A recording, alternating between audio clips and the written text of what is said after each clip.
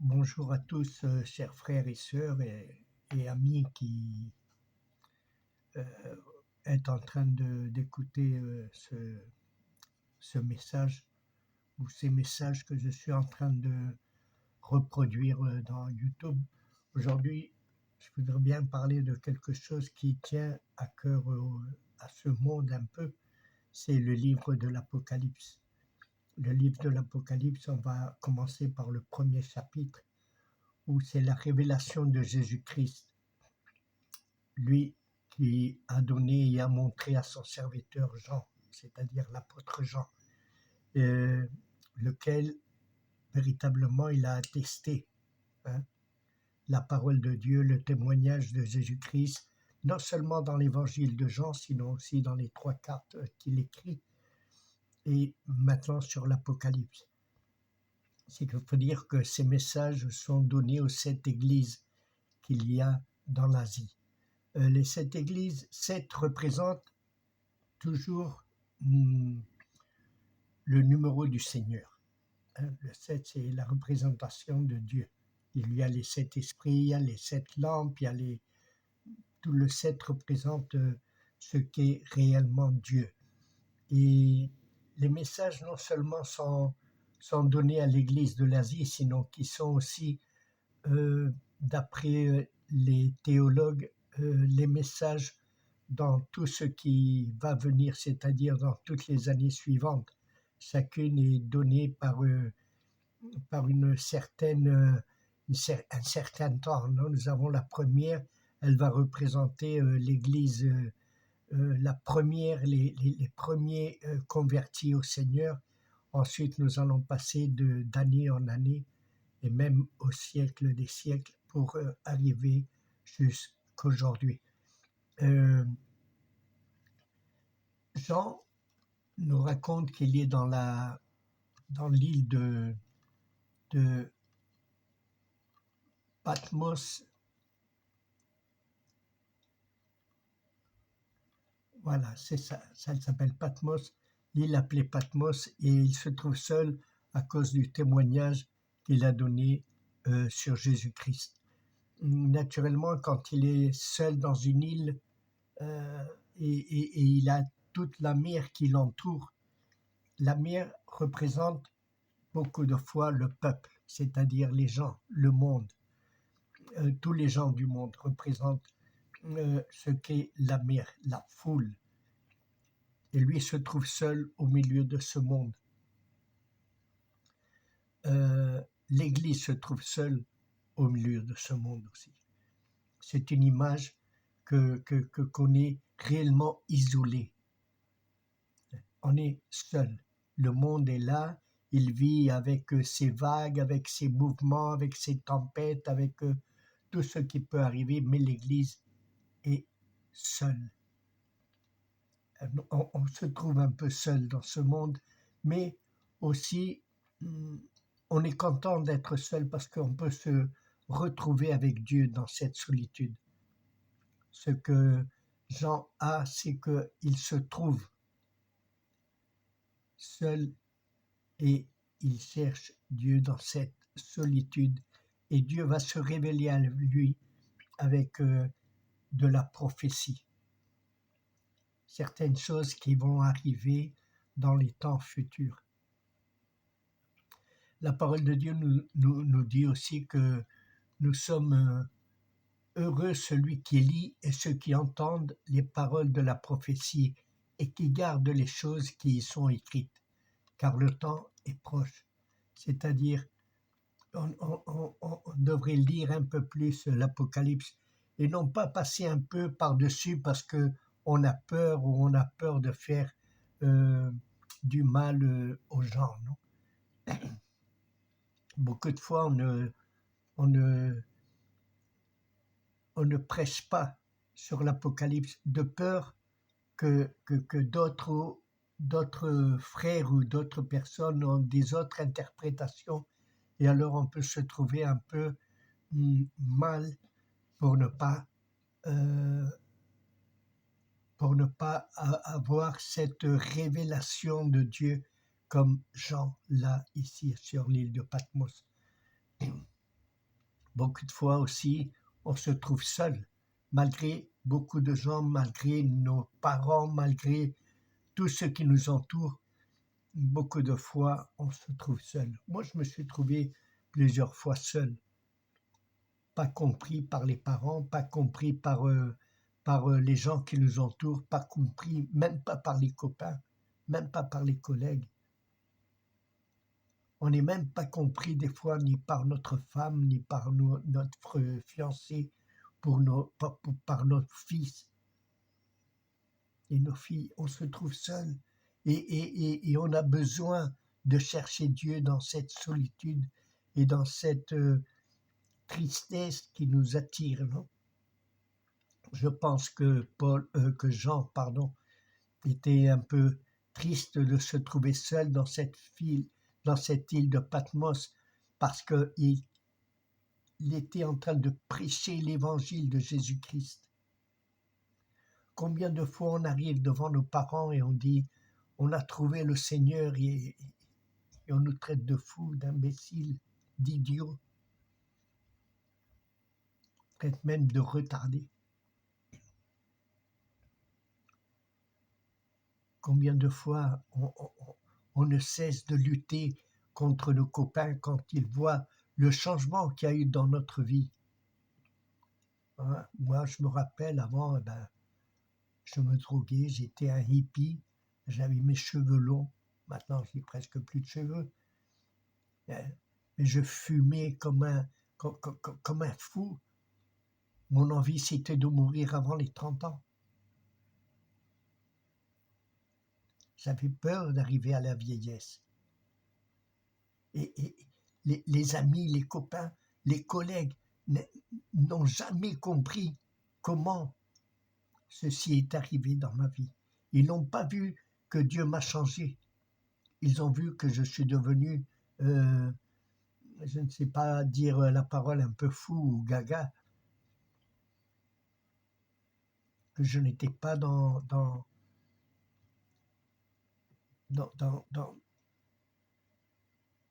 la vie avec eux. Maintenant, je ne buvais plus. Et bien sûr, à force de prendre tellement de café, il fallait bien arrêter. Parce qu'on ne va pas prendre chaque fois qu'on voit un collègue ou un copain, eux, ils boivent un whisky ou du gin ou du vodka et moi, un café. À la fin, c'était trop de café. Il a fallu que je laisse un peu les amis de côté. Bon, ils m'ont plutôt laissé eux à moi, mais enfin. Mais ceci arrive quand le Seigneur nous change. On doit lutter contre tous, non pas seulement contre notre famille qui nous disent qu'on n'est pas bien, qu'on a perdu un peu la tête. On doit lutter contre les amis qui nous disent ça y est, tu veux plus fumer, ça y est, tu fumes plus, ça y est, tu fais plus rien, tu bois plus, tu rien. Ils ne comprennent pas le changement que Dieu a fait dans nos vies. Je me rappelle une fois dans la rue, il y a quelqu'un qui m'avait demandé si j'avais vu Dieu, parce que eux et beaucoup de personnes ne croient pas s'ils ne voient pas. Alors on m'avait demandé, mais tu as vu Dieu? Tu l'as vu? J'ai dit, bien sûr, je l'ai vu. Il m'a dit, ah ouais, où ça? J'ai dit, dans le changement de tous mes amis, dans le changement de ma vie. Je vois Dieu chaque jour. Comment il change la vie des gens. Comme il passe des ténèbres à la vie. Je me rappelle ce qui était écrit dans... Attendez à voir si je me rappelle. Dans la carte aux Philippiens. La parole dit, vous y étiez morts, mais maintenant vous vivez par la grâce de Dieu. J'étais mort. Et moi, je demandais la mort avant 30 ans. Et en lisant ça, j'ai compris, j'étais mort. Comment j'allais mourir si j'étais déjà mort? Et maintenant, je vis grâce à Dieu. Bon, je retourne à cette église qui a le message que Jean doit donner. Et lui, dans cette solitude,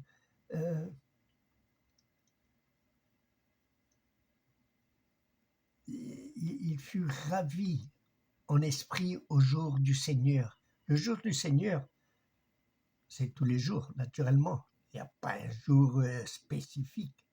Beaucoup de gens pensent que c'est samedi, d'autres pensent que c'est dimanche. Mais le jour du Seigneur, c'est tous les jours. Hein, tous les jours. Il n'y a pas un jour spécifique ou spécifié dans la Bible qui nous dise quel est le premier jour, ou le dernier, ou le deuxième, ou le troisième. Nous savons que comme la création a été faite, mais ici, au jour du Seigneur, c'est tous les jours, naturellement. C'est-à-dire que tous les jours, on peut avoir des révélations. Lui, il entend une voix derrière lui, une voix forte, comme le son d'une trompette qui lui dit « Ce que tu vois, écris-le dans un livre et envoie-le aux 7 églises, c'est-à-dire à Éphèse, à Smyrne, à Pergame, à Thyatire, à Sardes, à Philadelphie et à Laodicée. » Jean se retourne pour voir qui c'est qui parlait, et il voit 7 chandeliers d'or, et au milieu de 7 chandeliers, quelqu'un qui ressemblait à un fils d'homme, c'est-à-dire il n'avait même pas reconnu le Seigneur Jésus. Il était vêtu d'une longue robe, et il avait une ceinture d'or sur la poitrine qui disait la divinité. L'or, ça représente la divinité, le blanc, ça ressemble, c'est la pureté, la sainteté. Hein? Sa tête et ses cheveux étaient blancs comme la laine blanche, comme de la neige. Ses yeux étaient comme une flamme de feu.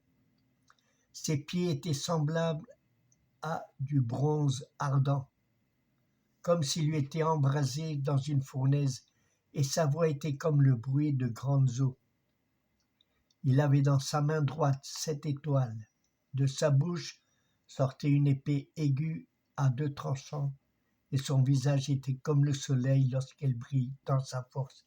C'est une représentation de Jésus-Christ tellement forte, tellement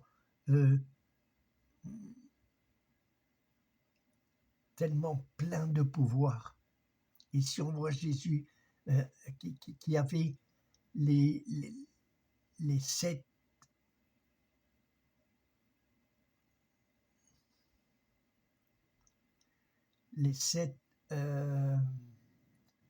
chandeliers dans sa main, elle avait aussi les 7 étoiles. Les 7 étoiles vont représenter les églises. Et les chandeliers vont représenter la lumière de Jésus dans l'église. Jésus-Christ est là. Il se montre à Jean. Et Jean n'est même pas capable de le reconnaître. Pourquoi? Parce que maintenant Jésus-Christ, même s'il ressemble à un fils d'homme, comme il a dit, maintenant il est dans sa gloire. Il est glorieux. Il brille tellement. Il était comme le soleil lorsqu'il brille dans toute sa force. Encore plus brillant que le soleil, parce que Paul l'avait vu et Paul était tombé à terre. Plusieurs pensent qu'il était tombé du cheval, d'autres pensent qu'il marchait puis il est tombé tout seul. La Bible ne nous dit pas s'il était sur un cheval, sur un chameau ou je ne sais où. Seulement on sait que lorsqu'il a vu cette lumière, il est tombé à terre. Peut-être qu'il est tombé à terre pour adorer parce qu'il ne savait même pas ce qui était en train d'arriver. Mais il était si brillant que Paul tomba à terre. Et ici aussi, on voit Jean qui dit « Quand je le vis, je tombais à ses pieds comme mort. » tomba à ses pieds comme mort. Jésus-Christ, dans toute sa gloire, se présente devant Jean et il tombe devant lui. Il posa sa main sur moi, sa main droite, en disant « Ne crains point, je suis le premier et le dernier, c'est-à-dire je suis Dieu, je suis tout en tout. »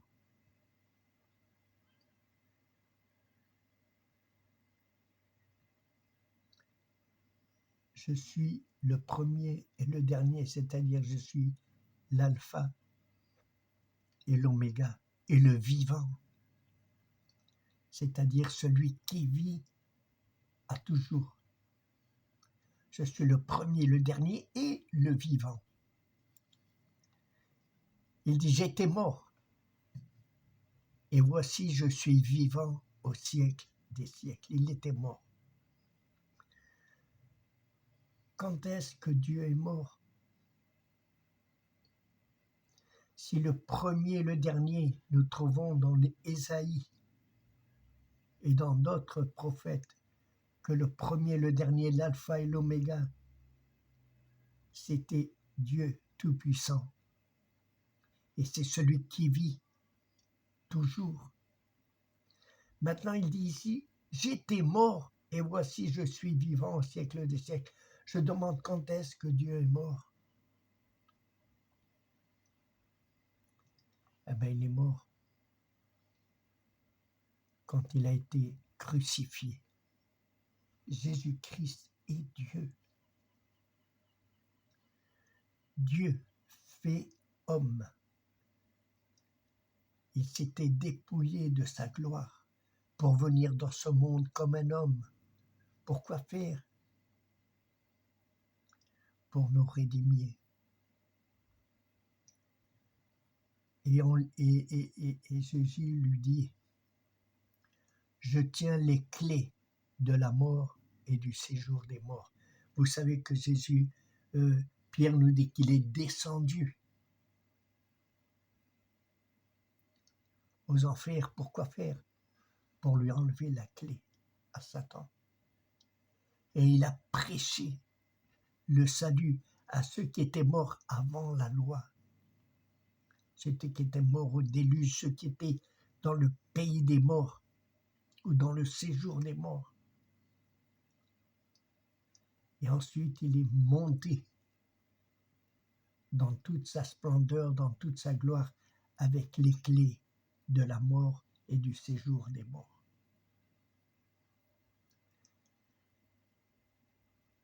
Jésus dit à Jean, écris donc les choses que tu as vues et celles qui sont et celles qui doivent arriver après elles. Le mystère des 7 étoiles que tu as vues dans ma main droite et des 7 chandeliers d'or. Les 7 étoiles sont les anges des 7 églises et les 7 chandeliers sont les 7 églises. Il faut voir ceci très bien. Le mystère des 7 étoiles, ce sont les anges qui gardent l'église. Et les 7 chandeliers sont les 7 églises. 7, c'est le numéro de Dieu. C'est-à-dire, il y a les 7 étoiles, il y a les 7 chandeliers.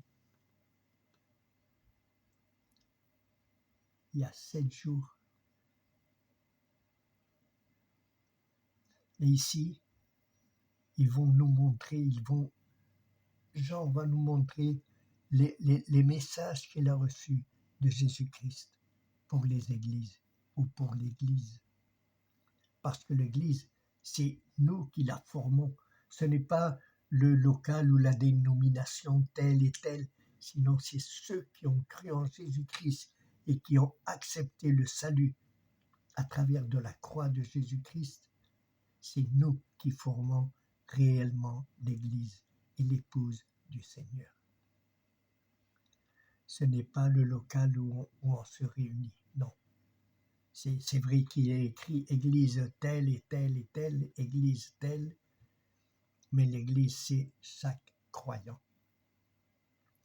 Tous les croyants unis dans un même sentiment, dans un même amour pour Jésus-Christ. Je vous laisse ici, chers frères et sœurs, et la semaine prochaine, on lira le chapitre 2 et on verra le chapitre 2 de l'Apocalypse.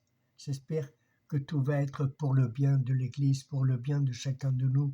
Je sais qu'il y a beaucoup de gens un peu perturbés par ces derniers temps et par tout ce qui est en train d'arriver dans ces derniers temps, mais nous devons continuer dans la foi fermement. Que personne puisse nous voler cette foi et cette espérance qu'on a en Jésus-Christ notre Seigneur. Et même si tu te trouves seul au milieu de tout, cherche Dieu, parce que Dieu va se révéler. Il y avait un film que j'ai vu qui s'appelait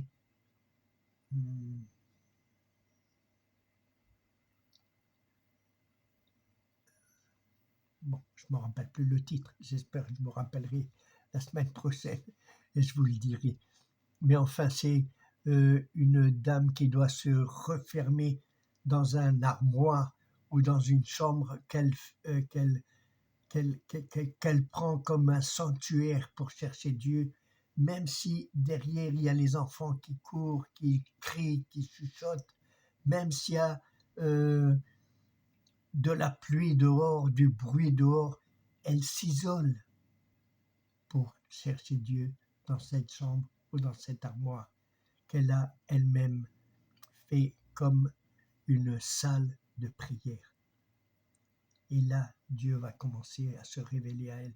C'est un bon film à voir si je me rappelle le titre et je vous le passe. Que le Seigneur vous bénisse. Shalom, Maranatha.